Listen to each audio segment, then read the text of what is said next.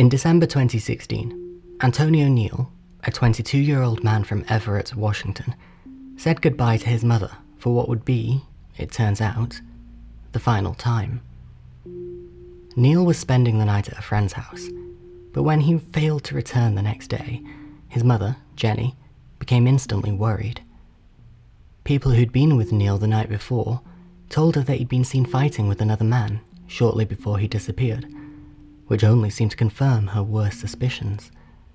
No trace of Neal would be found for 2 years. Then, on New Year's Day 2019, a boot was found washed ashore on Jetty Island, close to Everett. Inside the shoe were the remains of a human foot, which would later prove through DNA analysis to belong to Antonio Neal. The foot provided one answer. It confirmed that Neal was dead. For Jenny, though, it failed to provide any closure, leaving questions about where the rest of his body might be and how he ended up in the river in the first place. To this day, Jenny maintains that some kind of foul play was involved in her son's death. What she may not have known on New Year's Day 2019 is that her son's case was about to become more complicated as he joined a pantheon of victims in the long-standing case of the severed feet of the Salish Sea. On August 20th, 2007, a 12-year-old girl from Washington State was visiting Jedediah Island in British Columbia when she stumbled across a size 12 Adidas shoe. When she looked inside, she found that it still contained the remains of a man's right foot. Then, just 6 days after this odd discovery, a couple found another foot washed ashore on Gabriola Island, British Columbia. It was a man's foot in a size 12 Reebok sneaker. A third foot would be found on February 8th, 2008, on Valdez Island, British Columbia. Another man's right foot, this time wearing a size 11 Nike shoe. Naturally, there was a lot of confusion. After the discovery of the first 2 feet just 6 days apart, there was speculation that the feet may have come from the victims of an accident on February 28th, 2005, when a plane containing 5 men went down in the water off the coast of Quadra Island. Whether this theory was still in play when foot 3 was discovered is unclear, but it was seemingly debunked with the discovery of foot 4 on May 22nd, 2008. A woman's right foot in a blue and white New Balance sneaker. While the discovery of a woman's foot seemed to disprove the plane crash theory, another idea quickly became popular. This theory suggested that these feet belonged to the victims of the 2004 Indian Ocean earthquake and tsunami. This theory seems to have been spawned largely due to foot 1, which was found in an Adidas running shoe produced in 2003 and sold primarily in India, which certainly does pin the date and location down to the right place for the tsunami theory. The shoes on the next 3 feet were produced in 2004, 2003, and 1999, which would also fit the theory. These 3 shoes, however, were primarily sold in North America. The tsunami theory, though, persisted. The theory might seem plausible at first. After all, the earthquake and the tsunami that it caused are among the worst and most deadly natural disasters, and it doesn't seem to be a huge leap to think that forces powerful enough to destroy a whole town in minutes could carry the bodies of its victims many miles away from where they died. In reality, however, even if the waves and currents were strong enough to carry body parts across the Pacific, there were far too many land obstacles to make this theory a possibility. Most victims of the tsunami died in Banda Aceh, Indonesia, or on the west coast of Thailand. Even if currents were able to carry the bodies down and around the coasts of Thailand and Malaysia without washing ashore, they would then have to flow around the islands of Indonesia and the Philippines before finally reaching the Pacific Ocean, all without washing ashore. And while this theory has been popular, it hasn't held up well, as investigations have unearthed the identities of many of the Salish Sea feet. The first foot was identified as belonging to a man whose name has been withheld. While details about his cause of death remain unknown, it is known that he'd been suffering from depression. The third foot was identified as belonging to a 21-year-old man from Surrey, British Columbia, who'd been reported missing 4 years earlier. Police consider his death not suspicious, implying that they believe he died in an accident or through suicide. On June 16, 2008, hikers on West Ham Island found foot number 5, a left foot, which would be identified as belonging to the man from Surrey. The fourth foot was identified as belonging to a woman who died by suicide when she jumped from the Patullo Bridge in New Westminster in April 2004. Her left foot would also be found on November 11, 2008, in Richmond, British Columbia. It was the 7th foot found on the shores of the Salish Sea. Unfortunately, there would be less luck in identifying victims over the coming years. On August 1st, 2008, a right foot inside a man's size 11 shoe was found by a camper on a beach near Pisht, Washington. It was the first foot found outside of British Columbia, although police said they believed it may have been carried south from Canada by the current, as it was found just 16 kilometers from the Canada-US border. The foot was not identified. On October 27, 2009, a right foot inside a size 8.5 Nike running shoe was found on a beach near Richmond, British Columbia, and identified as belonging to a Vancouver area man who was reported missing in January 2008. On August 27, 2010, a bare right foot belonging to a woman or a child was found on Whidbey Island, Washington, having been submerged in the water for approximately 2 months. The foot was never identified. On December 5, 2010, a right foot inside a boy's size 6 hiking boot was discovered in Tacoma, Washington. It was never identified. On August 30th, 2011, a foot was discovered inside a man's size 9 running shoe in Falls Creek, British Columbia. Unlike the other finds, it had disarticulated at the knee and was still attached to the lower leg bones. Foot number 12 is a bit of an outlier. It was a right foot found inside a size 12 hiking boot by a group of campers on November 4th, 2011. And in January 2012, the foot was identified as belonging to Stefan Zarahuko, a fisherman who went missing in 1987, making this foot by far the oldest to be included in the canon of the Salish Sea feet. Foot number 13 also stands out. This was an unidentified foot and leg bone inside a plastic bag found under the Ship Canal Bridge in Lake Union, Seattle. There's a clear difference between this foot and the others. Where the others leave the cause of death as a complete mystery, the fact that foot 13 was found inside a plastic bag is a clear implication of foul play, and it's one of only 2 Salish Sea feet discovered without a shoe.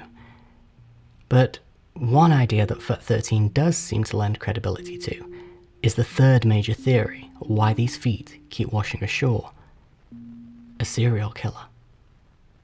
There is little else behind this theory, and in reality, it resembles an urban myth more than an actual explanation for the Salish feet, with the extent of this theory being that a serial killer is stalking the streets of British Columbia or another area bordered by the Salish Sea, killing victims and dumping their bodies in the water.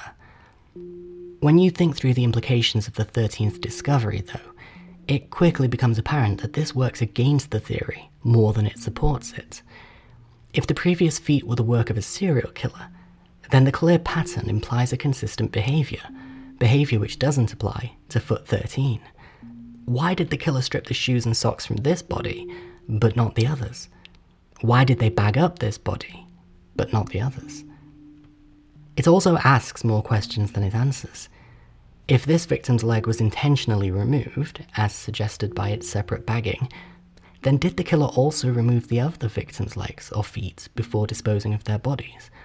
Were foot 13 and foot 9 deliberately stripped bare? And if so, why was this not done to the other victims? It's also worth remembering that the severed feet had been a notable story for years by this point, and the phenomenon of them washing ashore was a well-known thing. Would we expect a serial killer to change his behaviour in a situation like this, or would they stick to the same pattern? There are certain reasons a serial killer may stick to what he knows. Some killers even go so far as to tease the police with clues, as they thrive on the thrill that they might be caught, but ultimately evade detection. But typically, a killer of this flavour might seek greater fame and a moniker or a calling card of some kind. They would certainly want to make themselves known, and there's nothing in this case to suggest that anyone was trying to make a name for themselves as the Salish foot severer. The alternative, of course, is that a killer wanting to evade detection would change up their location or their methods in order to prevent police from connecting their crimes and building a paper trail. That, however, is just not what happened. Severed feet would continue to be found in and around the Salish Sea, following much the same pattern as the previous feet. On January 26, 2012, a foot in a boot was discovered in Vancouver. Later, on May 6, 2014, a foot in a New Balance running shoe was found in Seattle, Washington. Neither foot was identified. On February 7th, hikers on Vancouver Island, British Columbia, discovered a foot inside a running shoe. 5 days later, a second foot was found in the same location. While the feet were confirmed to be a pair, the victim was never identified. The next foot was found on December 8th, 2017, again on Vancouver Island.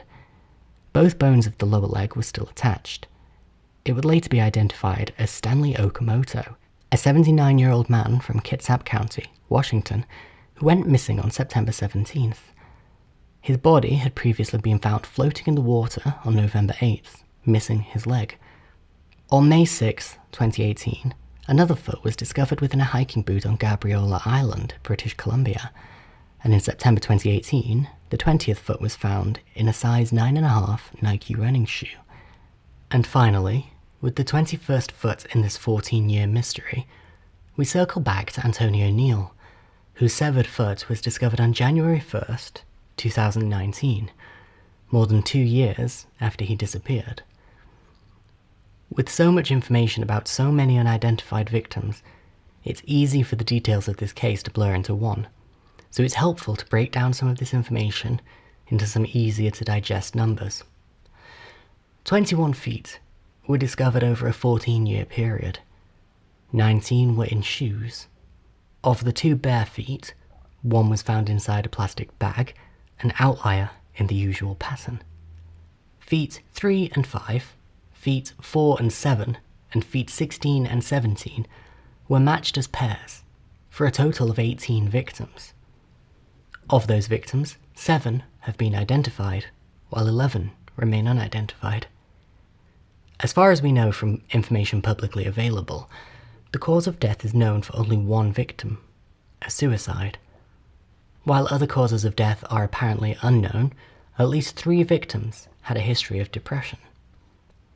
Of the 18 victims, 8 are known to be men, 1 is known to be a woman, and 2 are thought to be children or small women. As far as we know, foul play is not suspected in any case, although the case of Antonio Neal remains open. So, with all of this information, what are we to make of this case? We've discussed 3 primary theories. The first, the plane crash, is easily disproven by later discoveries. The second, the tsunami, is disproven by the many identified victims, the post-2004 production date on some of the shoes, and by the implausibility of disarticulated feet being carried away from Thailand to the Salish Sea without first washing ashore elsewhere. The third theory, that a serial killer stalks the area, is technically possible, but it's so unlikely that it can really be disregarded unless further evidence comes to light to support this idea. But what can we conclude from what we do know? Well, it's worth remembering that there's actually very little that connects these deaths together. The only factor they all share is the fact that in each case, the victim's foot disarticulated from the rest of their body and washed ashore. This in itself is actually not a difficult phenomenon to explain. The ankle is a relatively weak joint on the human body, and when submerged underwater, where bodies can be subject to both accelerated decomposition and movement from the currents, hands and feet are often the first parts to separate from the rest of the body. We don't see many hands washing ashore, but of course, hands are often unprotected and are susceptible to the same decomposition as the rest of the body. Hands may become skeletonized and break apart, while feet, thanks to the protection of the shoe, will tend to remain intact and fleshy.